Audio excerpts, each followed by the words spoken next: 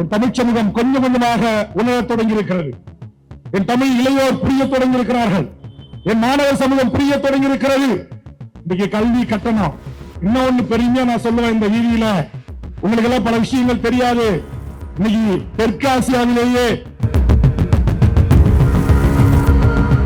நான் அதிகமா பணம் சம்பாதிச்ச வழக்க சந்திக்கல, கொள்ளடிச்ச வழக்க சந்திக்கல, மணல் தூண் வழக்க சந்திக்கல, லாட்டரி வித்த வழக்க சந்திக்கல, மலைகளை வெடிகுண்டு வைத்து குடைந்து கர்நாடகத்திற்கும் கேரளாவுக்கும் கடத்திய வழக்குகளையே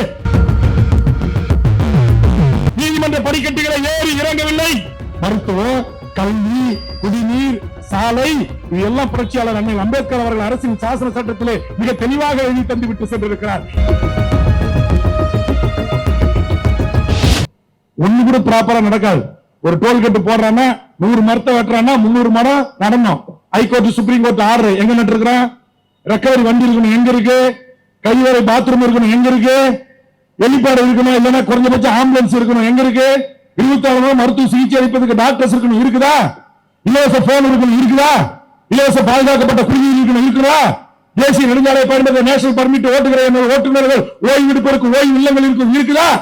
எதையும் செய்தாமல் வெறும் கொள்ளை ஒன்றே குறிக்கோளாக இருக்க கொள்ளை கும்பலை இந்த நாட்டை விட்டு அடித்து விரட்டுவதற்காக போராட்ட களத்தில் நிற்கிற ஒரே அரசியல் இயக்கம் தமிழக வாழ்வுரிமை கட்சி.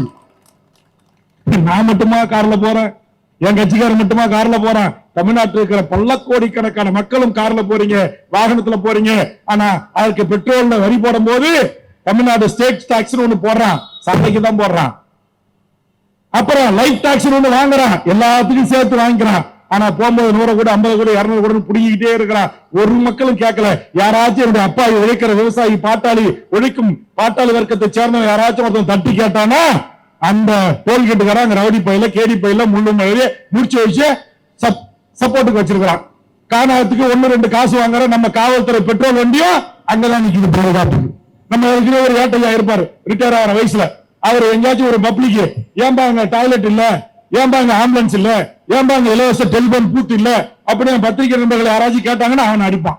அவன் பத்திரிகாரனாச்சா, உனக்காக தானே உழைக்கிறான், உனக்காக தானே செய்தி சேகரிக்கிறான், இந்த செய்தி நாட்டு மக்களுக்கு கொண்டு போனதானே அரசாங்கத்துக்கு கவனத்துக்கு போவோம், அல்லது உச்ச நீதிமன்ற உயர்நீதிமன்ற நீதிபதிகள் கவனத்துக்கு போவோம், சோமோட்டாவோ வழக்கு எடுத்து அதை விசாரிப்பாங்க.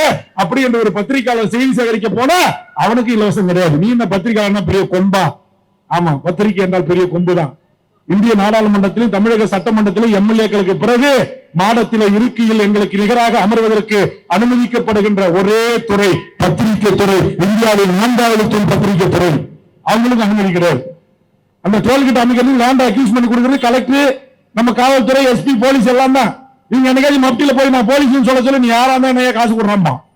தாசில்தார் மப்டியில போய் தாசில்தார் அரசாங்க வண்டி இல்லாம சாதா வண்டியில போக சொல்லி சட்டையை பிடிச்சி தாசில்தார் அப்பா நீ யாரா இருந்தா எனக்கு 100 ரூபாய் கொடுத்துட்டு போறான்னா.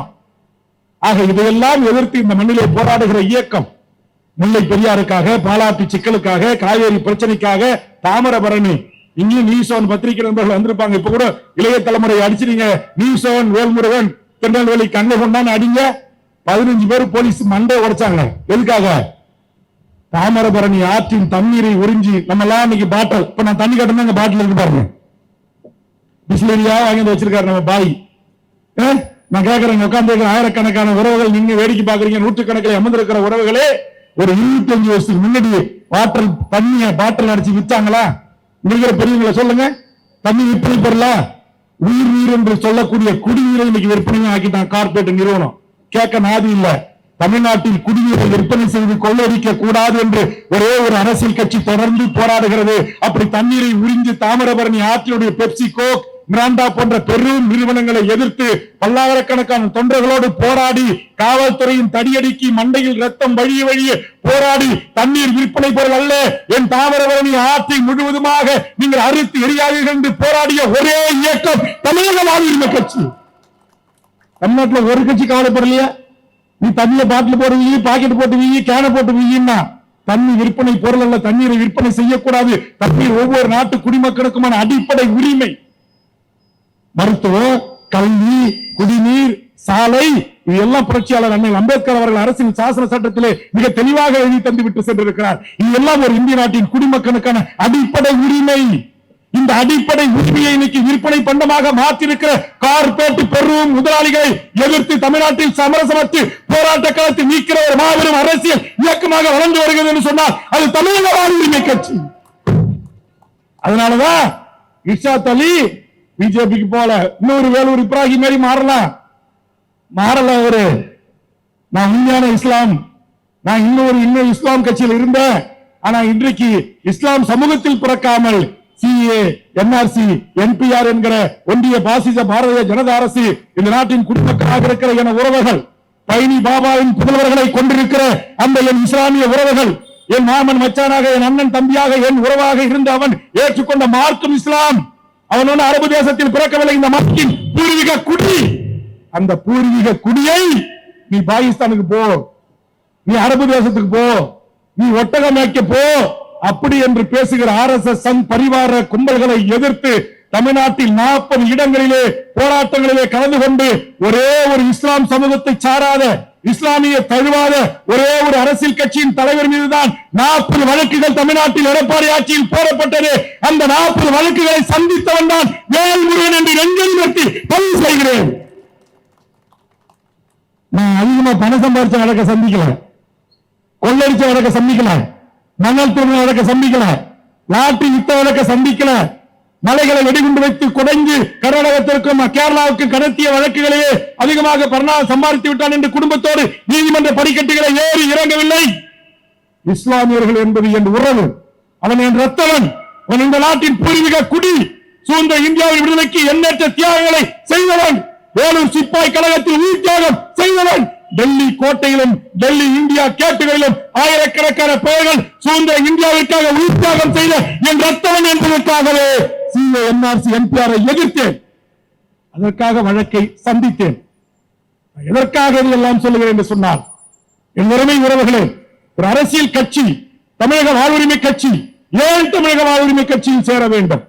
நான் நினைச்சிருந்தா வடதமிழ்நாட்டில் நான் பிறந்த வன்னியர் சமூகம் அடர்த்தியான சமூகம், மருத்துவர் ராமதாஸ் ஐயாவுக்கு வயசாகி போச்சு, மாவீரன் கூறி இறந்து போயிட்டாரு. நான் உடனே ஒரு அக்கினி குள்ளத்தை போட்டு ஒரு வன்னியர் சங்கத்தை தொடங்கி நான் வன்னியருக்கான தலைவன் என்று உருவாகி இருக்கலாம். ஆனால் நான் வன்னியருக்கு என்று ஒரு சாதிக்கான தலைவனும் என்று என்னை பிரகடப்படுத்திக் கொள்ளவில்லை. ஒட்டுமொத்த என் தமிழ்ச்சாதிக்கான தலைவனாக, என் தமிழ் சமூகத்திற்கான தலைவனாக தமிழக வாழ்வுரிமை கட்சி உலகம் முழுவதும் வாழ்கின்ற தமிழரின் வாழ்வுரிமைக்காக தொடங்கப்பட்டு இந்த கட்சியை நாங்கள் நடத்தி கொண்டு வருகிறோம். இத்தனை ஆண்டு காலத்தில் இந்த குடியாத்தத்தில் எங்களை பெரிய அளவில் எங்கள் கட்சி வளரவில்லை.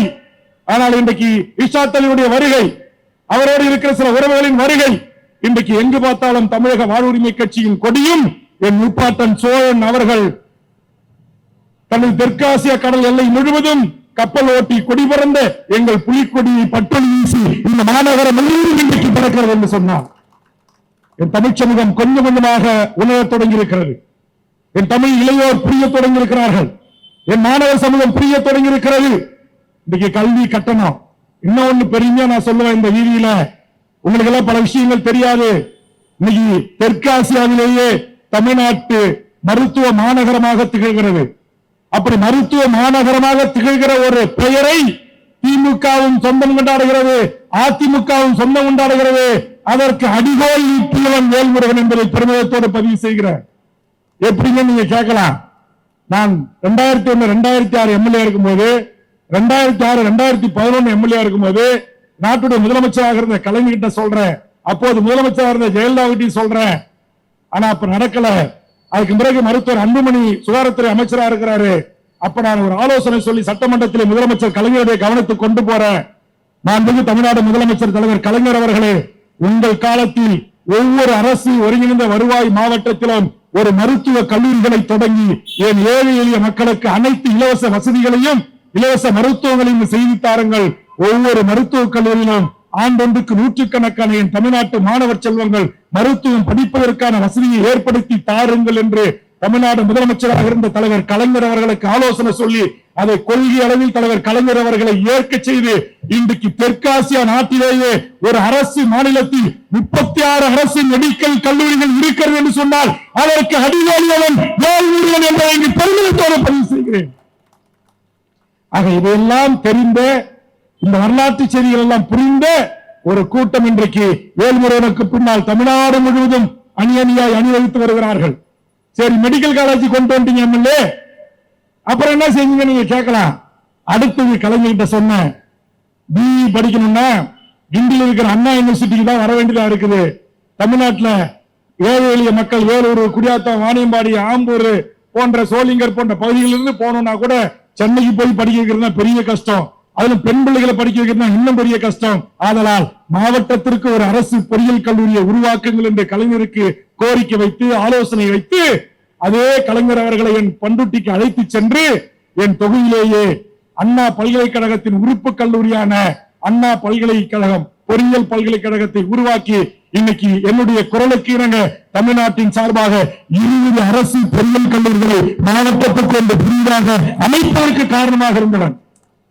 ஆனா என்ன செய்யறது, ஏழைன்னு சொல்ல அம்பலம் யாராவது மாதிரி எங்களுக்கு டிவி இல்ல, எங்களுக்கு நாரதம் இல்ல, எங்களுக்கு பத்திரிகை இல்ல, எங்களுக்கு ஊடகம் இல்ல, நாங்க மத சார்ந்த கட்சி நடத்தல, சாதி சார்ந்த கட்சி நடத்தல, நாங்க எல்லா ஜாதி மக்களையும் அரவணைக்கணும், எல்லாருக்குமான கட்சியா நடத்தணும் அப்படின்னு நாங்க நடத்துறதுனால நாங்கள் சட்டமன்றத்தில் நானும் அல்லது நான் பாமகவில் இருக்கின்ற போது இந்த நாட்டிற்கான மெட்ரோ ரயில் சிறந்ததா, மோனோ ரயில் சிறந்ததா?